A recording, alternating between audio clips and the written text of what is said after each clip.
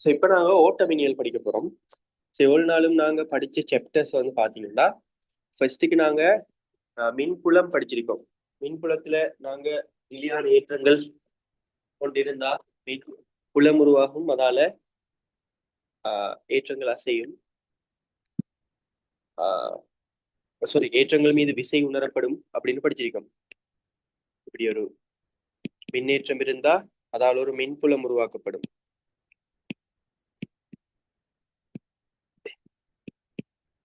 அங்க இன்னொரு நீங்க பிளஸ் ஏற்றம் ஒண்ணு வச்சீங்கன்னு சொன்னா அதுக்கு மீது விசை ஏற்படுத்தப்படும். சரியா? அந்த இடத்த மின்புலச்செறிவு ஈன்னு சொன்னா EQ தான் இந்த விசை சொல்லி படிச்சிருப்பீங்க. அது பிறகு காந்தப்புலம் படிச்சிருக்கீங்க, அசையும் ஏற்றங்கள் மீது விசை ஏற்படுத்தப்படும். காந்தப்புலம் ஏற்படுத்தப்படுறது கட்டாயமா மின்னோட்டம் தேவை அப்படின்னு படிச்சிருப்பீங்க. ஸோ அந்த மின்னோட்டத்தை பத்தி தான் இந்த சாப்டர்ல நாங்க படிக்க போறோம். மின்னோட்டத்தை நீங்க எப்படி உருவாக்குற? ஸோ அது சிம்பிள். சரியா? எல்லா விதமான ஓட்டங்களும் கிட்டத்தட்ட ஒரே பிரின்சிபல்ல தான் ஓடிக்கிட்டு இருக்கு. உதாரணமா ஒரு குழாய் எடுங்க. ஒரு குழாயில நீங்க வந்து ஒரு இவர் எடுத்துக்கிட்டீங்கன்னு சொன்னா, ஒரு குழாயில நீரை எடுத்துக்கிட்டீங்கன்னு சொன்னா, நீர் ஓடுது சொல்லி எடுப்போம். நீர் ஓடுற ஒரு சிறிய குழாய் பகுதி தரப்பட்டிருக்கிண்டு. அந்த ரெண்டு பகுதிகளுக்கும் இடைப்பட்ட விசை வந்து சாரி அமுக்க வித்தியாசம் வந்து டெல்டா பி அப்படின்னு சொல்லி எடுங்க. ஸோ பாய்களை பொறுத்த வரைக்கும் அமுக்க வித்தியாசம் தான் அந்த பாய்களை தள்ள போகுது. ஸோ இந்த டெல்டா பி அமுக்க வித்தியாசத்துக்கு ஏற்ற மாதிரி இதுல பாய்ச்சல் நிகழும். கியூ அப்படின்னு சொல்றது நாங்க பாய்ச்சல் வீதம் அப்படின்னு எடுப்போம். அதாவது ஒரு செகண்டுக்கு அங்கிருந்து தள்ளப்படுகின்ற தள்ளப்படுகின்ற நீர கனவளவு அது குறிக்கும். சரியா? அந்த கியூ வந்து டெல்டா பிக்கு நேர்விகித சமனாக இருக்கும். சரியா? கியூ வந்து டெல்டா பிக்கு நேர்விகித சமனாக இருக்கும். அது போலதான் ஒரு மின்னோட்டம் பாயறதுக்கு ஒரு கடத்தி துண்டு ஒன்று இருந்துச்சுன்னு சொன்னா, ஒரு கடத்தி துண்டுக்குள்ள ஆல்ரெடி அது கடத்தின்றதால நிறையவே சுயாதீன இலத்திரன்கள் அதுக்குள்ள இருக்கும். சுயாதீன இலத்திரன்கள் கருக்கவர்ச்சியிலிருந்து சுயாதீனமாக இயங்கக்கூடியவை. அவற்றுக்கு நீங்க ஒரு மின்புலத்தை இதுக்குள்ள ஏற்படுத்தினீங்கன்னு சொன்னா, மின்புலத்தால ஏற்படுத்தப்படுற மின் விசையால அந்த ஏற்றங்கள் வந்து அசையக்கூடியதாக இருக்கு. சரியா? உதாரணமா பாருங்க, ஒரு மின்கலத்தை எடுத்து நீங்க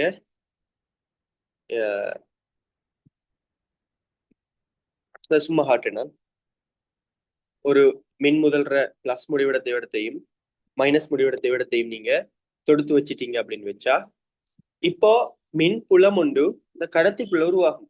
என்ன திசையில் உருவாகும்? அது பிளஸ் டு மைனஸ்.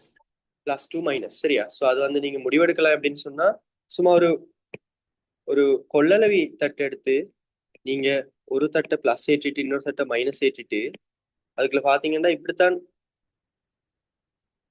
மின்புலம் தொழிற்படும். ரைட்? இந்த திசையில தான் நேரேற்றம் ஒண்ணு வச்சீங்கன்னா மின் விசை தொழிற்படும். நேரேற்றத்தின் மீது இப்படி விசை தொழிற்படும், மறையேற்றத்தின் மீது இப்படி விசை தொழிற்படும். சரியா? ஓகே. சோ இதுல அதே மாதிரி மின்புலம் நேர்ல இருந்து மறைய நோக்கி ஏற்படுத்தப்படும். சரியா? அதால இங்க அழுத்த வேறுபாடு ஆட்டோமேட்டிக்கா உருவாகும். மின்புலம் ஒன்று ஏற்படுத்தப்பட்ட அழுத்த வேறுபாடு உருவாகும். சரி, அது உங்களுக்கு தெரிஞ்ச விஷயம் தான். சோ இதுக்குள்ள இருக்கிற இலத்திரன்களுக்கு நீங்க அதை ஜூம் பண்ணி பாத்தீங்க அப்படின்னு சொன்னா, ஓகே, இப்படி இலத்திரன் கடல் இருக்கும். கடத்திகளுக்குள்ள எல்லாம் வந்து இலத்திரன் கடல் என்று சொல்லுவாங்க. அந்த இலத்திரன் கடல் எப்படி இருக்கும்? நிறைய கருக்களுக்குள்ள இருக்கும். சரியா? சோ அதுக்குள்ள கருக்கள் காணப்படுவாங்க. நான் ஒரு 2-3 கருக்களை காட்டுனா, சரியா? அதுக்குள்ள இலத்திரன்கள் இருப்பாங்க. அப்படி இந்த இலத்திரன்கள் எல்லாம் பிளஸ் பக்கத்தை நோக்கி கவரப்படும். அதாவது இந்த இருக்கிற மின் புலச்செறிவுக்கு எதிர் திசையில அவங்க எல்லாரும் அசைவாங்க. சோ இப்படி எல்லாரும் அசைய போறாங்க. சரியா? ஒன்றுல ரெண்டுல ஏகப்பட்ட இலத்திரன்கள் அப்படி அசைவை ஸ்டார்ட் பண்ணும். சரியா? சோ இந்த அசைவு உண்மையாக சாதாரணமா ஒரு கடத்தி ஒன்றை நீங்க எடுத்து அதுக்குள்ள இருக்க சாளகத்தை பாத்தீங்கன்னா இலத்திரன்கள் வந்து அங்குமிங்கும் அசைஞ்சிட்டு இருக்கும், ஒரு திசை இல்லாம அசைஞ்சிட்டு இருக்கும். அந்த அசைவு வந்து இப்போ நீங்க ஒரு திசையில மின்புலச்சரிவை கொடுத்த உடனேயோ அந்த அசைவு ஒரு திசைப்படுத்தப்படும். இப்ப எல்லாரும் ஒரு திசையில செய்வாங்க, ஆனா எக்ஸாக்டா சொல்ல போனா அதுவும் தொடர்த்தேர்ச்சியா ஒரு திசையில இருக்காது. ஏண்டா கருக்கல்ல மோதுகைகள் உருவாகும். சரி, அப்போ உதாரணமா பாருங்க, இந்த இலத்திரன் இந்த நடுவுல இருக்கிற இலத்திரன் இப்படி போய் இதுல மோதுவார். மோதி உதாரணமா இப்படி வரலாம், இப்படி வந்து இதுல மோதி திரும்ப இப்படி வரலாம். சரி, அதை போல இந்த இலத்திரன் இப்படி போய் இதர மோதலாம், மோதி இப்படி போகலாம். சரியா, திரும்ப இந்த இலத்திரன் இதோட மோதலாம், இதோட மோதி அதோட பாதையில இப்படி மாற்றம் ஏற்படுத்தப்படலாம். சரி, இவங்க எல்லாரும் பச்சை நேர்கோட்டுல அசையறல. சரியா, 100% நேர்கோட்டுல அசைய மாட்டாங்க. ஓகே, நீங்க இலத்திரனுக்கு F சமன் EQ போட்டு F சமன் MA போட்டு Fக்கு பதிலாக EQ போட்டு சமன் MA போட்டு இலத்திரனுக்கு ஆர்முடுகள் எல்லாம் கணிக்கலாம். ஆனா அந்த இலத்திரன்கள் உண்மையாக ஆர்முடுகளுடைய அப்படியில் அசையும். தொடர்ந்தேச்சியா தொடர்ந்தேச்சியா ஆர்முடுகள் அசையாது. இந்த இருக்கிற இடைவெளிகள்ல மட்டும்தான் ஆர்முடுகள் நடக்கும். சரியா, இப்ப இங்க இருந்தீங்க இங்க இருந்தீங்க இங்க இருந்தீங்க எல்லாம் ஆர்முடுகும். சரியா, ஆனா இங்க இருந்தீங்க நீங்க அதுல அசைவுக்கு S சமன் UT plus half AT squared மாதிரி எல்லாம் பாவிக்கலாம். ஏன்னா நேர்கோட்டு இயக்கம் இல்லை. சோ ஆர்முடுகளை நீங்க கணிச்சு வைக்கலாம், சும்மா உங்களுக்கு ஆசைக்கு கணிச்சு வைக்கலாம். ஆனா அந்த ஆர்முடுகள் இங்க தொடர்ச்சியாக ஒரு நேர்கோட்டு இயக்கத்துல மாதிரியான ஒரு ஆர்முடுகளாக காணப்படாது. சரியா, பட் ஏதோ தட்டு தடுமாறி முட்டி மோதி எல்லா இலத்திரன்களும் இஞ்சல பக்கம் அசையும். அசைவு இஞ்சல பக்கம் தேறியதாக நடக்கும். ஆனா என்ன தொடர்ச்சியா இந்த ஆர்முடுகளோட அது நடக்காது. இது பாஸ்ட் பேப்பர்ல வந்திருக்கு. சரியா, இப்படி மின்புலம் ஏற்படுத்தப்படும், மின்புலத்தை கணிங்க, அதாவது மின்புல செறிவை கணிங்க, ஆர்முடுகளை கணிங்க, இந்த ஆர்முடுகள் உண்மையாவே இலத்திரன்களுக்கு காணப்படுமா எல்லாம் கேட்டாங்க. சரியா, சோ என்ன சொல்லுவீங்க, உண்மையாக காணப்படாது. சரி, ஆனா தேறியதாக இலத்திரன்கள் வலது பக்கம் அசையுமா? எஸ், வலது பக்கம் அசையும். தட்டு தடுமாறி எவ்வளவு நேரத்துக்கு பிறகு இங்க எந்த முடிவெடுத்துல இருக்கிற அடுத்த முடிவெடுத்துக்கு வரும். சரியா, ஆனா என்ன நேர்கோட்டு இயக்கத்துல மாதிரி ஒரு அசை ஒன்று அங்க காணப்பட போறல்ல. சரியா, ஓகே, பட் அசையும். அப்படி அசையும் போது ஒரு குறுக்குவெட்ட கடந்து ஒரு குறுக்குவெட்ட கடந்து ஓரளவு நேரத்துல போற இலத்திரன்கிற அளவத்தை நாங்க சொல்றோம் மின்னோட்டம் அப்படின்னு. சரியா, I சமன் QOT அப்படின்னு சொல்லுவோம். ஓரலகு பரப்பை கடந்து, ஓரலகு பரப்பு இல்ல, அந்த குறித்த கடத்தின் அந்த குறித்த பரப்பை ஓரலகு நேரத்துல கடந்து போற இலத்திரன்கள்ற அல்லது ஏற்றங்கள்ற அளவை, ஏற்ற கணிய அளவை நாங்க மின்னோட்டம் அப்படின்னு சொல்லுவோம். சரியா, அப்போ மின்னோட்டத்துக்கு வரைவிலக்கணம் சொல்லலாம் ஏற்ற பாய்ச்சல் வீதம். மின்னோட்டத்துக்கு வரைவிலக்கணம் ஏற்ற பாய்ச்சல் வீதம். சரியா, அதுல அசைவு சொல்லி நாங்க ஒழுங்கப்படுத்தக்குள்ள ஆர்முடுகளை பத்தி நாங்க கதைக்காம நாங்க என்ன செய்யணும்னு சொன்னா இலத்திரன்களுக்கு சராசரி நகர்வு கதின்னு ஒரு விஷயத்த கதைப்போம். சரியா, பிகாஸ் அதுக்கு ஆர்முடுகளை கொடுக்கலாம். ஏண்டா இடையில மட்டும்தான் ஆர்முடுகும், நேர்கோட்டுல ஆர்முடுகள் இல்லை. சோ நாங்க என்ன செய்யணும்னு சொன்னா அது இப்படி இங்க தூரத்துல இருந்து இங்க தூரம் வரைக்கும் உதாரணமா கடக்கிறதுக்கு எடுத்த டைம் அளந்து, சரியா, தூரத்தை டைமால பிரிச்சு சராசரி நகர்வு கதியை நாங்க கணிக்கிறேன். சரியா, அதான் VDன்னு போடுவாங்க, ட்ரிஃப்ட் வெலோசிட்டி. சராசரி, அது ஒரு சராசரி நகர்வு கதி. ஓகே, இப்ப பாருங்க, நம்ம எடுத்த இந்த சாளக துண்டுல இந்த பெரிய கடத்தி எடுக்கிறேன்னா அதுல நம்ம நீளம் எல்லுன்னு சொல்லி எடுப்போம். சரியா, இதுல குறுக்குவெட்டு பரப்பு ஏன்னு சொல்லி எடுப்போம். ஓரலகு கனவளவுல இருக்கிற இலத்திரன்கள் எண்ணிக்கை என்னன்னு சொல்லி எடுப்போம். சரியா, சரி, இந்த கனவளவுல இருக்கிற மொத்த ஏற்றம் Q எவ்வளவு வரும்? அந்த கனவளவுல இருக்கிற மொத்த ஏற்றம் Q ALN சார். ALN. இப்ப நீங்க சொல்லியிருக்கிறது ஓரலகு கனவளவுல ஏற்ற காவைகளின் எண்ணிக்கை தர கனவளவு ஓரலகு அந்த குறித்த கனவளவில் இருக்கிற ஏற்ற காய்கின்ற எண்ணிக்கையை தான். அப்ப ஏற்றம் இது நீங்க என்ன செய்யணும்? ஒரு Into E. இலத்திரன்ற வெரி குட். ஒரு இலத்திரன்ற ஏற்றத்தால் அதை பெருக்கணும். சரியா? இது எண்ணிக்கை. எண்ணுன்றது ஓரலகு கனவளவுல உள்ள ஏற்ற காவிகள்ற எண்ணிக்கை. ALNன்றது அந்த குறித்த கனவளவுல இருக்கிற ஏற்ற காவிகள்ற எண்ணிக்கை. அதுல அலகு இலக்கம் தான் வரும். சரியா? ஏற்றாண்டு பாவக்குள்ள நீங்க ஒரு இலத்திரன்ற ஏற்றத்தால பெருக்கணும். சரியா? அப்படி பெருக்கினா தான் அது சரியா வரும். சோ இப்ப I சமன் என்னோட வரும்? கியூக்கு நீங்க போட போறீங்க. கியூக்கு QOVTன்னு போடுவீங்க. ஸோ I சமன் கியூக்கு நீங்க போட போறீங்க ALNE. கீழே அது அவ்வளவும், அதாவது இந்த கடைசி இலத்திரன் இந்த தூரத்தை கடக்கிறதுக்கு எடுக்கிற டைம் தான் அவ்வளவு மொத்த ஏற்றமும் இந்த மொத்த கனவளவு விட்டு செல்ற டைம் வரைக்கும்.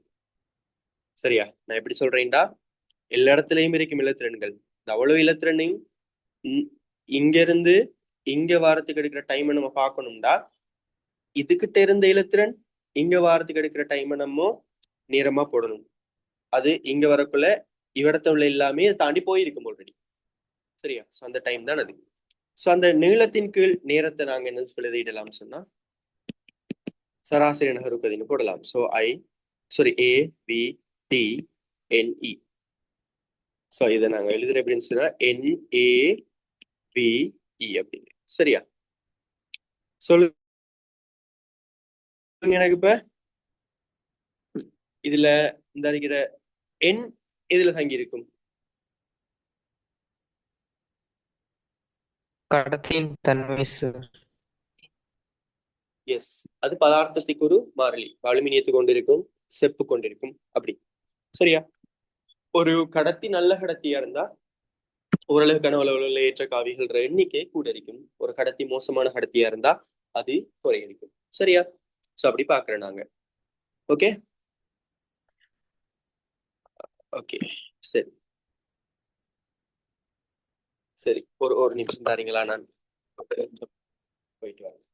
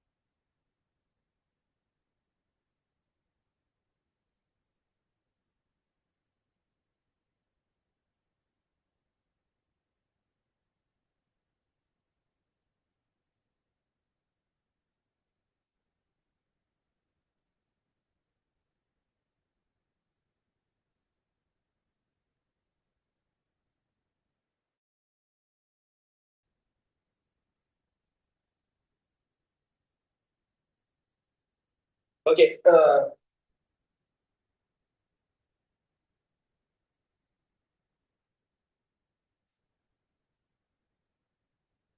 ஓகே ஸோ I சமன் NAVE படிச்சுட்டோம் இப்போ. இப்ப கடத்தி ஒன்றுல மின்னோட்டம் போகும்போது என்ன காரணி அந்த சராசரி நகர்வுக்கதியை பாதிக்கும்னு நினைக்கிறீங்க?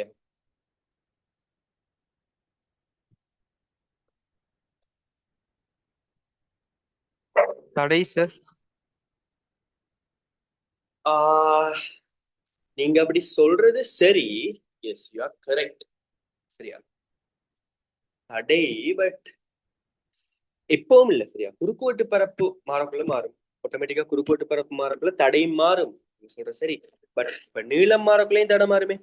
சோ எப்பவும் தடைன்னு சொல்ல இயலாது. ஆனா குறுக்குவெட்டு பரப்புன்னு சொல்லலாம். உதாரணமா பாருங்க. சோ இப்படி ஒரு எக்ஸாம்பிள் உங்களுக்கு, இப்படி ஒரு கேள்வி உங்களுக்கு தரலாமா அவங்க? சரியா? சோ இப்படி ஒரு மின்னோட்டம் போகுது. 2 தடைகள் தொடராக இணைக்கப்பட்டிருக்கு. ஒரு கம்பி இப்படி இருக்கு, இன்னொரு கம்பி இப்படி பெருசா இருக்கு. சரியா? இப்ப இதுல குறுக்குவெட்டு பரப்பு இதுக்கு A, இதுக்கு 2A அப்படின்னு சொன்னா நீங்க இந்த 2 தடைகளையும் ஒரே மின்னோட்டம் தான் போகும்னு சொல்லுவீங்க. பிகாஸ் ரெண்டுமே தொடர் அருகே. அடுத்து ஒரே பதார்த்தத்தால் ஆக்கப்பட்டிருக்குன்னு தருவாங்க அவங்க. என் சமன் E வந்து யூனிவர்சலா எல்லாருக்கும் சமன் தானே. 1/10⁻19 அது அகிலத்துக்குரிய மாறிலி. A into VD தான் இங்க மாறுறகணியம் வரைக்கும் போகுது. சோ நீங்க இந்த தொடர்ச்சி சமன்பாடு பாய்ப்பீங்க இல்லையா உங்களோட ஃப்ளூயிட் மெக்கானிக்ஸ் உறுதி பாய்ச்சல்ல, அது போல இங்கேயும் நீங்க சொல்லலாம் A into VD ஒரு மாறிலியா இருக்கு. சரியா? சோ அதை வச்சு இங்க கதி வின்னு சொன்னா இங்க V/2 இருக்கு. சரியா? சோ அப்படி ஓகே. சோ தங்கி இருக்கிற காரணி நிகழ்வுக்குள்ள மற்ற காரணிகள் மாறாத விடத்து குறுக்குவெட்டு பரப்பு இந்த பெருக்கு தொகை வந்து குறுக்குவெட்டு பரப்பு தர சராசரி நகர்வுக்கதி பெருக்கு தொகை வந்து ஒரு மாறிலியாக இருக்குன்னு சொல்லி நாங்க சொல்வோம். சரியா? ஓகே. இப்போ நான் ஏற்கனவே விளங்கப்படுத்திட்டு இருந்தேன் உங்களுக்கு. ஒரு கடத்திக்குள்ள இப்படி நீங்க ஒரு அழுத்த வேறுபாடை கொடுத்து அதுல உள்ள ஏற்றங்களை இலத்திரன்களை ஒரு திசையில செலுத்தும் போது அங்க அந்த செலுத்துகைக்கு தடங்கல்கள் சில ஏற்படும். சரியா? எப்படியான தடங்கல்கள் ஏற்படும்? அதாவது சக்தி செலவீனம் ஏற்படும். அசைஞ்சு செல்ற இலத்திரன்கள் சக்தியை இழக்கும் சில காரணங்களுக்காக. ஏன் அது? சார் வெப்பமா இழக்கும் சார். எஸ், வெப்பமாக இழக்கும். ஏன் வெப்பமாக இழக்கும்? ஒன்று, அந்த இலத்திரன்கள் வந்து அங்க இருக்கிற கருக்களோட மோதிரத்தால. கருக்களோட இலத்திரன்கள் மோதும் போது அதுல ஒரு பகுதி இழக்கப்படும். இன்னொரு பகுதி வந்து இந்த இலத்திரன்கள் சாதாரணமாவே எல்லா திசையிலையும் அசையக்கூடியவை. இப்படி இப்படி இப்படி இப்படி எல்லா திசையிலையும் அசையும். சரியா? சோ எல்லா திசையிலையும் அசையறத நம்ம ஒரு திசை வெளிப்படுத்தி அனுப்புறதுக்கு அதுல எழுந்தமானமான இயக்கமே ஒரு தடையா இருக்கும். சரி, அங்கேயும் இங்கேயும் இயங்கிட்டு இருக்கிற இல்லாட்டி எண்ணங்கள் அங்கேயும் இங்கேயும் போகுதுன்னு சொன்னா ஃபோக்கஸ் பண்ற கஷ்டம் தானே. ஸோ அப்படி யோசிங்க. சரியா? ஸோ அப்படியான ஒரு பிரச்சனை, எழுந்தமானமான அசைவு ஒரு திசைப்படுத்தப்பட்ட இயக்கத்தை வரையறுக்கும். ஸோ இந்த 2 காரணிகளாலேயும் இலத்திரன்கள் இருந்த அசைவுக்கு ஒரு தடை ஒன்று ஏற்படுத்த